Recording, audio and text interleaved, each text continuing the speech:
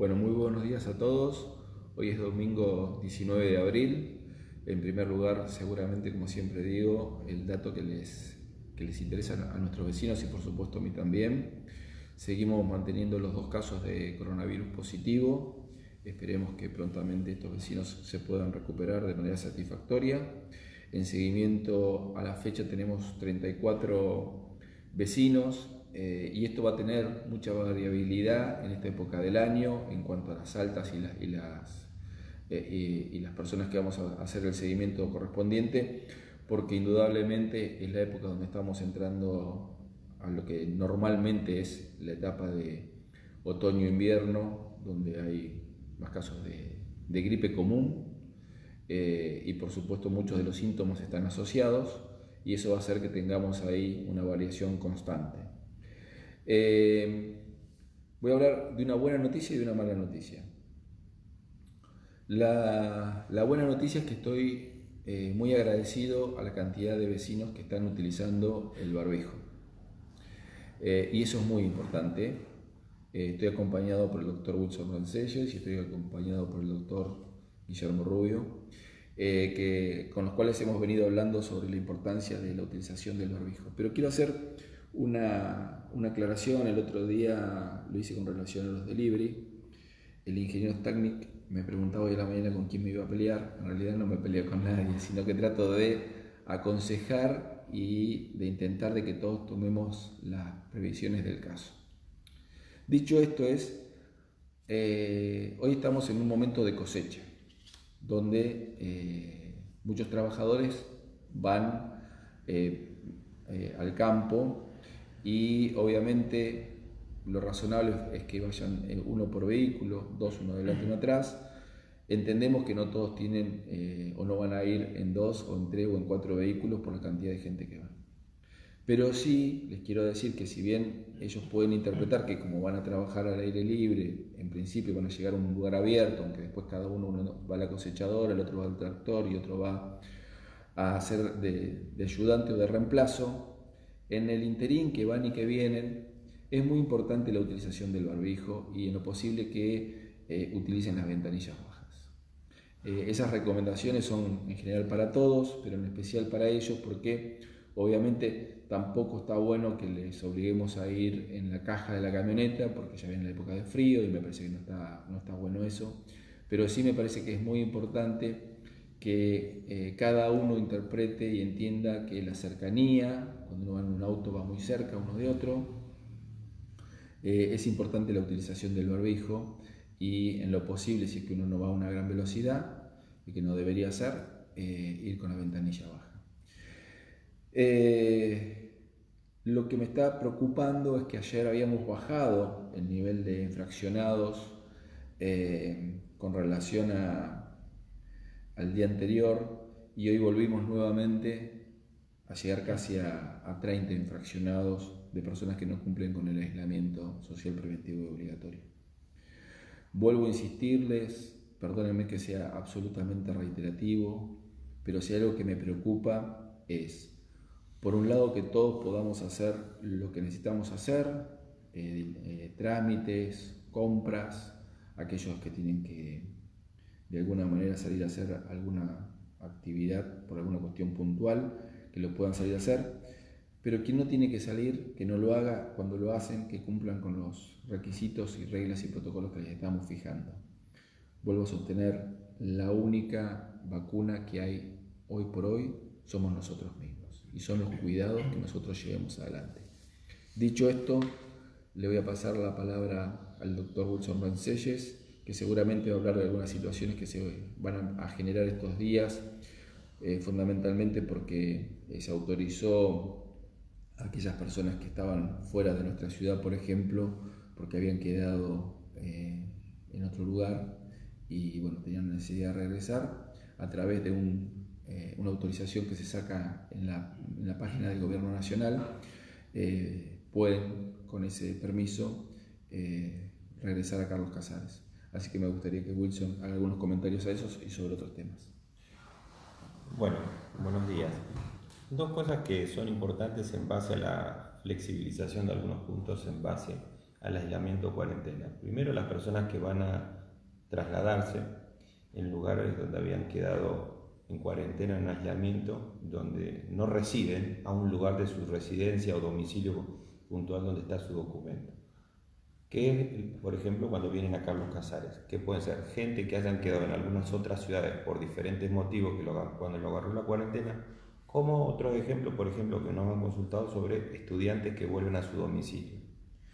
Si bien están exceptuados o pueden trasladarse a su domicilio real, para nosotros es sumamente importante que puedan comunicarse con los números de teléfono de consultorio de coronavirus para poder hacer un seguimiento en ese aislamiento cuando vienen acá. Si bien han hecho el aislamiento en su lugar, poder continuar un seguimiento cuando están en sus domicilios reales acá en la localidad de Carlos Casares. Con solo comunicarse a los números de teléfono que repetimos, el 14.000, 14.001 y 14.002, podemos hacer un seguimiento y un pormenorizado de ese tipo de personas. Si requieren un aislamiento mayor, es decir, acá en la localidad, si presentan una sintomatología para hacer el seguimiento. Hay personas que van a venir de zonas donde epidemiológicamente no hay circulación de virus y hay otras personas que sí van a venir de donde hay circulación de virus. Entonces, es sumamente importante este tipo de control.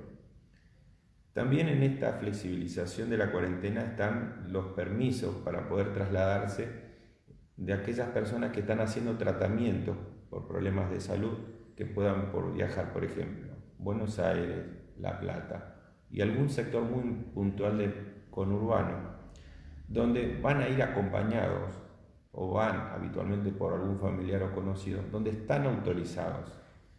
El remisero, más que nada, o la persona que lo traslade, no va a quedar en aislamiento cuando vuelve. Sí, instamos a tener las mayores medidas de seguridad o higiene, que el barbijo, la distancia, la limpieza y el lavado de manos. Como la persona que por lo general se está trasladando con una cierta frecuencia para seguir su tratamiento que no puede postergarse y que no se va a postergar, debe tener los máximos cuidados, tanto no solo en el traslado, sino al lugar donde va, como también cuando vuelva. Se aísla, pero no se aísla porque lo indicamos nosotros, se aísla porque tiene que tener su propio cuidado y que es aún mayor que la población general.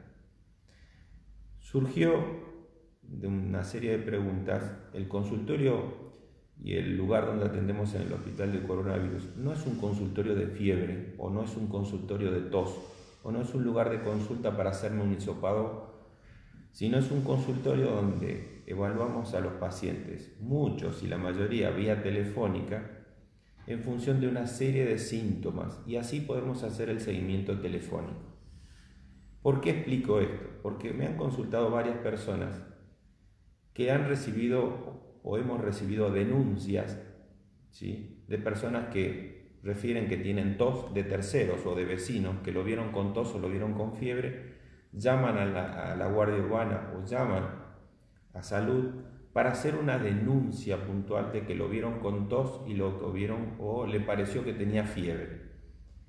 El día de ayer ocurrieron 3 casos. Entonces es importante que por el momento no tenemos circulación viral en la localidad y tenemos que ser muy precavidos con los recursos y no perseguir brujas. Entonces, si bien tenemos que tener muchos cuidados, tampoco tenemos que empezar a perseguirnos entre nosotros mismos. Sí, empezar a cuidarnos entre nosotros mismos, pero no de esa manera. En cuanto a la flexibilización que ayer se empezó a hablar sobre la flexibilización de los consultorios médicos y odontológicos, es algo que tuvimos una reunión puntualmente los médicos el día viernes en el hospital y vamos a volver a tenerla nuevamente. ¿En qué manera podemos no solamente cuidar y llegar a atender a la población por diferentes patologías y en qué se puede flexibilizar, no solamente lo médico sino lo odontológico, sino también de qué manera podemos organizarlo, y requiere una organización previa para llegar a eso, qué es a lo que se vaya a apuntar? Inclusive más, en el transcurso de la semana, probablemente una de las consultas que más ha surgido del área de pediatría es el seguimiento de los recién nacidos. Hay muchos casos que se pueden hacer el seguimiento vía telefónica, pero hay algunos casos que los propios pediatras plantearon el seguimiento del propio paciente. Entonces estamos buscando de alguna manera una sala periférica, de poder arbitrar en una sala periférica un día en la semana, de poder hacer el seguimiento de los pacientes recién nacidos. Eso lo estamos organizando y una vez que lo tengamos totalmente organizado lo vamos a comunicar a la población. De las farmacias me han consultado sobre las vacunas antigripales. La vacuna antigripal, si bien se ha difundido que todo eran indicativos de que podían hacerse la vacuna antigripal, hoy lamentablemente se han hecho tanta cantidad de vacunación que quedaron las poblaciones de riesgo inclusive sin vacunarse por falta de stock. Entonces han empezado a preguntar si en el hospital tenemos vacuna antigripal para vacunar. Yo les cuento que todo a nosotros nos viene a partir de la región sanitaria del ministerio. Recién pudimos completar el personal de salud y hemos utilizado vacunas del personal de salud para completar la vacunación de todos los geriátricos y asilos de ancianos, aunque tuviesen PAMI, por una cuestión de cuidado de los abuelos de la tercera edad. Ahora bien, lo que pueda seguir viniendo, y ahora empieza la vacunación de PAMI, que empieza a venir las vacunas a partir de las farmacias, verán las farmacias cómo arbitrar la manera para poder llegar a los abuelos y vacunarlos. Y en base a eso existe otra población que se quiere vacunar y que no consigue. Bueno, es una cuestión de tiempo, se ha adelantado el esquema de vacunación, pero va a llegar la vacuna. Los tiempos no es lo que buscamos nosotros, pero va a llegar la vacuna. Con respecto a IOMA, o los afiliados de IOMA, estamos en comunicación de IOMA, que nos informaron de pasarnos un listado de los pacientes de IOMA para después poder mandarnos las vacunas antigripal para los pacientes de IOMA. Cuando lo tengamos al listado y a las vacunas, las vamos a informar. Con respecto al protocolo de hisopados, insisto de vuelta, no cualquiera puede, por cualquier motivo o porque le hicieron una denuncia, hacerse un hisopado para coronavirus. Debe reunir una serie de requisitos, tanto en la parte de los signos y síntomas que tenga el paciente como epidemiológicos y en seguimiento para poder llegarse a hacer el hisopado. Si eso no ocurre, no nos permiten hacer el hisopado. Si bien estamos aumentando exponencialmente el número de personas que estamos hisopando por una cuestión de control y de algunos síntomas, no que presentan solamente síntomas de coronavirus, porque los síntomas de coronavirus se superponen en muchos casos con los de la gripe. Ahora, la parte epidemiológica es lo que nos permitió flexibilizar, y eso traducido es, solamente antes para los que viajaban de afuera podíamos hisopar. Hoy podemos hisopar gente que vienen de Capital, Buenos Aires, La Plata. Entonces eso permitió que uno pueda hisopar más cantidad de gente. Con respecto a por qué muchas veces hay más personas en seguimiento, estamos en una época donde los cuadros febriles son mucho más frecuentes. Ahora, hay una diferencia sustancial entre un cuadro febril y una sintomatología de coronavirus. Ahora, frente a esta situación, lo que nosotros aconsejamos es que se comuniquen con los números de teléfono de coronavirus para hacer el seguimiento del paciente. Eso es sumamente importante. El hecho de tener fiebre o tener tos no es sinónimo de coronavirus, es sinónimo de controlarse, cuidarse y de hacer un seguimiento. Insisto, al personal, a las personas que vengan de otras, que con la flexibilización de la cuarentena, le instamos a que puedan comunicarse vía telefónica para poder hacer un cierto seguimiento de las personas que vengan de otra localidad donde han estado aislados por cuarentena. Bueno, y ahora lo dejo a Guillermo, que va a seguir respondiendo una serie de preguntas. Doctor. Bueno, ¿qué tal? Buen día. La idea es responder una serie de preguntas que hemos recibido con dudas de la gente y ver si podemos aclarar ciertos puntos para llevar un poquito más de tranquilidad y concientizar. Por ejemplo, una de las preguntas que tenemos es cómo hacer con los productos de panadería. En relación a eso, los productos de panadería son productos horneados que vienen a una temperatura bastante elevada y, por cierto, cuando salen del horno obviamente no van a tener ningún virus en su superficie.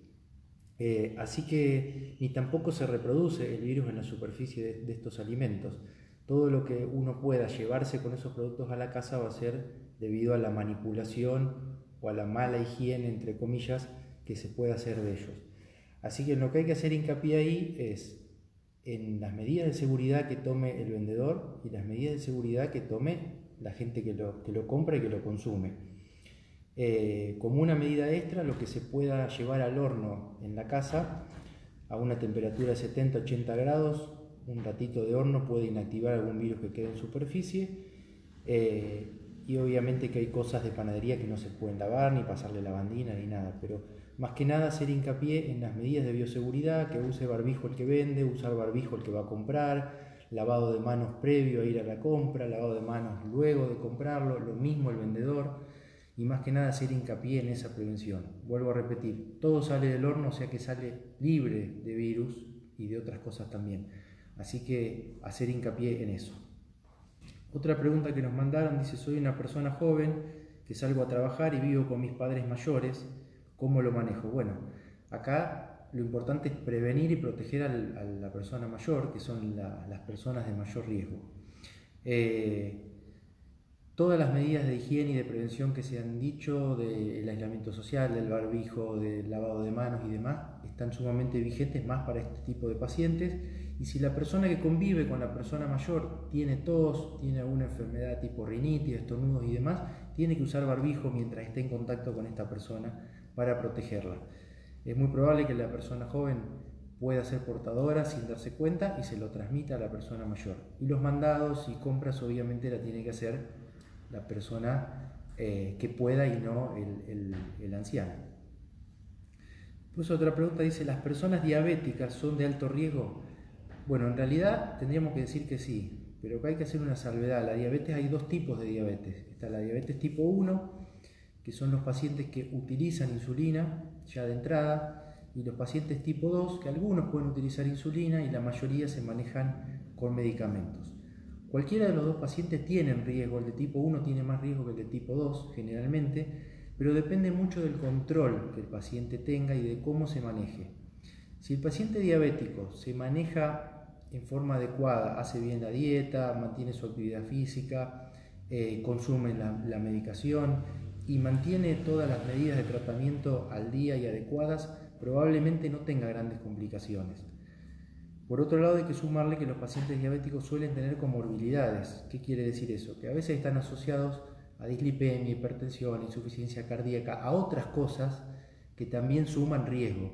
Entonces, cuando uno habla de paciente diabético, hay que individualizar primero el tipo de diabetes que tiene, cómo viene controlado y qué otras enfermedades tiene asociadas. Cuanto más cosas sumen, más riesgoso va a ser el paciente diabético. Pero no están todos en la misma condición, va a depender de esas cosas.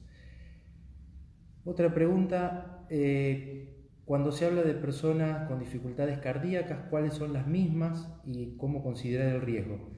Bueno, en general, cuando uno tiene una infección por coronavirus, como cualquier infección, eso pone en juego una serie de mecanismos que hace que nuestro corazón se acelere un poco más para tener que hacer frente a la infección. Ya de por sí, una simple fiebre nos da taquicardia, aunque no tengamos otros síntomas. Si el paciente cardíaco tiene algún antecedente de arritmia, de alguna enfermedad valvular, de insuficiencia cardíaca, si es coronario, todas esas patologías van a hacer que ese corazón no actúe de la misma manera que un corazón sano. Entonces es un paciente obviamente de mayor riesgo. Y acá pasa lo mismo que con la diabetes. Generalmente los pacientes que tienen problemas cardíacos tienen también algunas otras enfermedades asociadas. Muchos de esos son diabéticos, muchos de esos son dislipémicos, muchos son hipertensos, etcétera, etcétera. Entonces, cuanto más cosas se suman, más riesgo aún. La hipertensión, que es un tema que la gente consulta mucho: ¿soy hipertenso, tengo riesgo? Depende. Hay pacientes hipertensos que solamente son hipertensos, pero no tienen ninguna lesión en ningún otro órgano ni ninguna cosa acompañante. Esos pacientes no tienen mayor riesgo. Otros que tienen hipertensión y están asociados a otras enfermedades. Esos pueden entrar dentro de los pacientes de riesgo. ¿Qué tiempo dura el virus en el papel? Por ejemplo, en un diario, en un documento o en un billete. Bueno, esto ya lo hemos dicho otras veces. Generalmente en el cartón y en el papel suele durar 24 horas. Por eso cuando uno manipula billetes o manipula diarios o lo que sea, siempre el lavado de manos tiene que hacerse de forma inmediata porque perdura un día y lo podemos transmitir a través de los papeles o los cartones. También depende de las condiciones ambientales, depende de la temperatura, de la humedad, del viento, de un montón de cosas, pero bueno, en líneas generales tenemos que tener en cuenta que puede durar en el papel 24 horas. Después otra pregunta que nos mandaron, el uso de barbijo, mascarillas o tapaboca, ¿tiene sentido cuando uno va solo en el auto o en la bicicleta? En realidad lo que recomendamos es que cuando uno salga en la bicicleta o salga en el auto, si sale porque tiene que hacer alguna actividad, algún mandado o algo, no van a salir por recreación porque eso no está habilitado. La idea es que ya uno se ponga el barbijo ni bien sale para evitar manipularlo, para evitar que ande dando vueltas por arriba del auto, para evitar ponérselo y sacarlo, para no tocarlo desde el frente, que dijimos que eso no debíamos hacerlo. Entonces uno se lo coloca cuando sale, hace toda la ronda de actividades que tenga que hacer y se lo vuelve a sacar. No sería estrictamente necesario en el trayecto si yo voy en bicicleta a hacer un mandado, pero para evitar que se manipule y para evitar también cuando uno va en el vehículo por ahí que tosemos o estornudamos, también podemos contaminar el ambiente, contaminar el volante, el tablero, la palanca de cambio, es conveniente que cuando uno sale ya colocárselo. Después de haber contraído el virus, ¿se puede volver a contagiar? ¿Cuánto tiempo necesita estar aislado una persona que lo contrajo para no contagiar más? Bueno, en general parecería que este virus es un virus que una vez que lo tenemos nos queda una inmunidad, se forman anticuerpos que nos protegen y no volveríamos a tenerlo. Lo que no se sabe es cuánto nos van a durar esos anticuerpos, porque esto es una enfermedad nueva, es una enfermedad que se está estudiando, que se está viendo y que el mundo está aprendiendo de todas estas cosas. No sabemos si va a haber mutaciones de este virus, como pasa con el virus de la gripe, que muta todos los años y que hay que ir cambiando la vacuna año a año. Lo sabremos más adelante. En algún estudio que se hizo en Corea del Sur se vio que pacientes que habían dado negativos luego dieron positivos, lo cual no quiere decir estrictamente que se hayan recontagiado. Hay muchas cosas que todavía están en estudio, pero puede ser, como por ejemplo pasa en el virus del herpes, que el virus pueda quedar dormido y se reactiva luego, o como pasa con el virus de la varicela, que aparece como zóster más adelante, que es un virus que queda dormido y después se reactiva. Todo eso se está viendo. O que hayan dado algún test falso positivo en el momento que terminaron la enfermedad y después dio positivo porque era un falso negativo. Pero en líneas generales parecería que este virus uno se forma anticuerpos y queda protegido y no volvemos a infectarnos con el mismo virus. De hecho, dentro del tratamiento que se está utilizando para pacientes graves se saca plasma de personas que ya tuvieron la enfermedad, se captan los anticuerpos a través del plasma y se le pasa a la persona que está cursando la infección. Y la Organización Mundial de la Salud dice que el aislamiento clásicamente tiene que ser de 14 días y al alta obviamente tiene que tener 2 muestras negativas donde diga que el virus ya no está más en actividad. Otra pregunta dice, estoy embarazada, ¿existe algún riesgo con el virus? Bueno, la embarazada puede contagiarse como cualquier otra persona, no tiene un riesgo mayor a la de la población general. Un estudio que hizo la Organización Mundial de la Salud en febrero en China de 147 casos dio que el 8% de las embarazadas tenían una enfermedad grave y una mortalidad del 1%. Quiere decir que las embarazadas, si bien pueden contagiarse, no tienen un riesgo mayor al de la población general.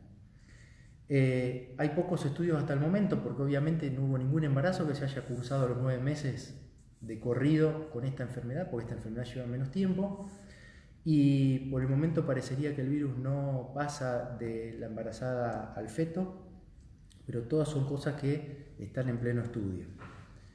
Otra pregunta es, ¿qué botiquín básico debo tener en mi casa para esta situación? La verdad que ninguno.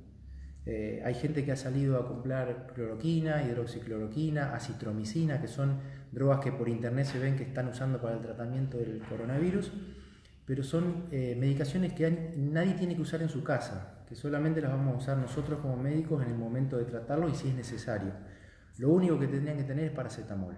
Y si tienen fiebre, bajar la fiebre con paracetamol y consultar al sistema de salud vía telefónica a los teléfonos que cada localidad pone para esas cuestiones. Así que nada, ningún botiquín en la casa al respecto. Después dice si se transmite el virus a través de los alimentos. Bueno, esto volvemos un poquito al principio cuando hablábamos de los panificados.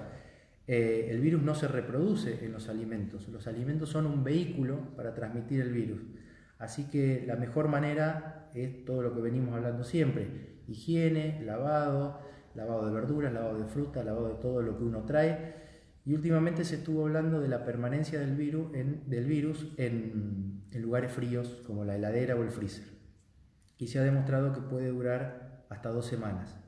Con lo cual, con más razón, cuando uno trae cosas del supermercado o cosas que hemos comprado, lavemos todo antes de ponerlo en la heladera. Y la última pregunta que tengo para contestar es que esta situación causa mucha ansiedad en mi familia y qué es lo que puedo hacer. Bueno, en realidad causa ansiedad en todos. No creo que nadie en este momento esté tranquilo, ni nosotros como personal de salud, ni la gente en general va a estar tranquilo con todo lo que nos está pasando.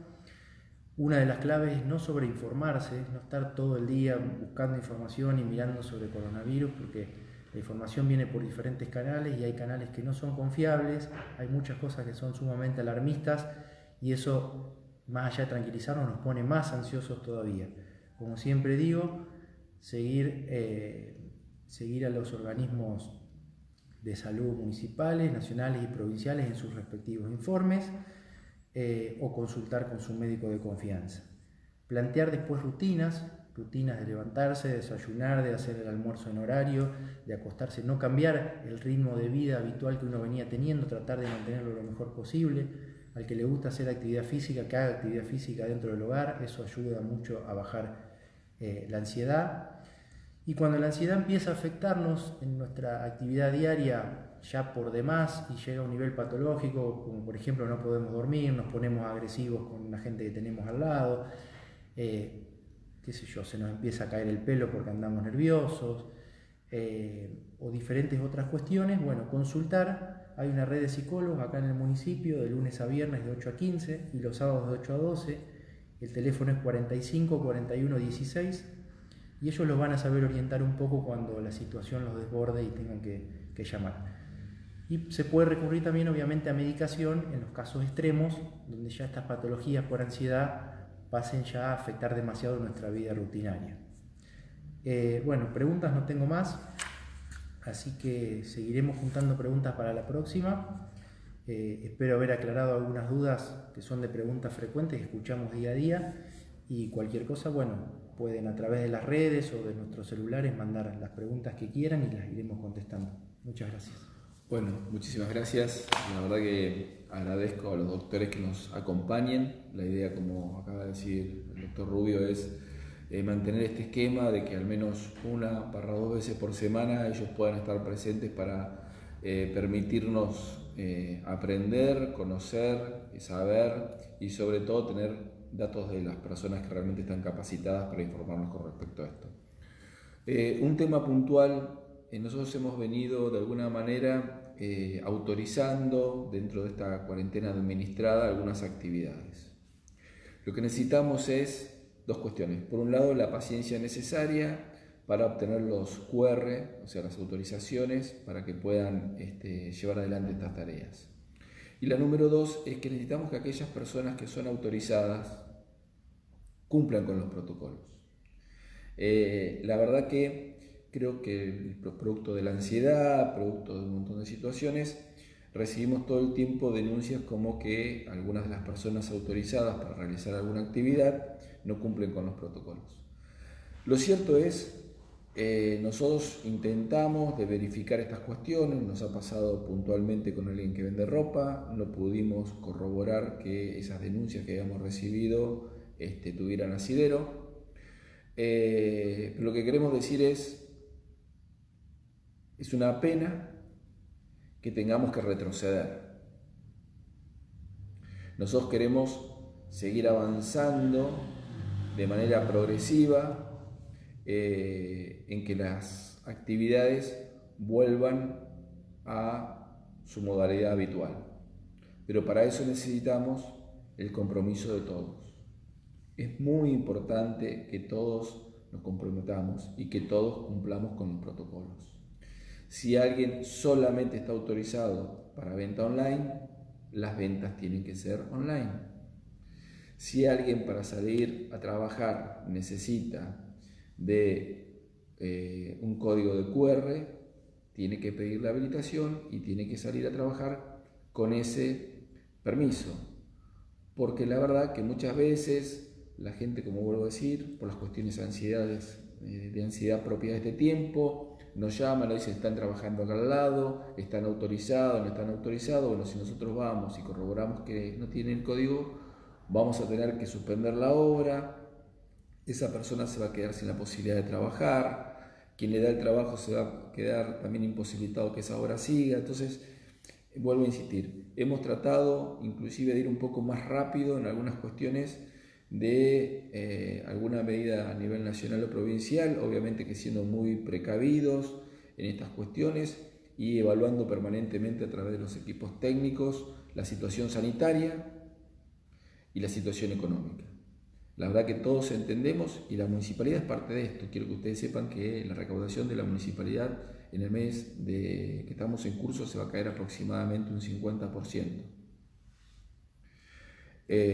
Con lo cual igualmente vamos a hacer todos los esfuerzos necesarios y los vamos a hacer, y por supuesto que nuestros empleados van a cobrar en tiempo y forma, pero entendemos, o sea, la municipalidad también es una familia que sufre los inconvenientes de esta pandemia, porque las recaudaciones se han caído.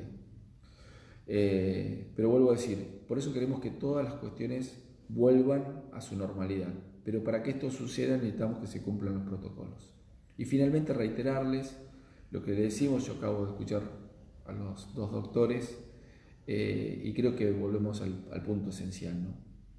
La vacuna está hoy por hoy en nosotros, está en los cuidados de higiene, está en el distanciamiento, está en la utilización del barbijo, de la mascarilla, del mecanismo que podamos utilizar y ser respetuosos de los protocolos. Si todos cumplimos con los protocolos, tenemos muchísimas menos posibilidades de que haya contagios. Si no los cumplimos, seguramente vamos a tener fuertes dolores de cabeza y eso va a implicar, la verdad, que un enorme compromiso para todos.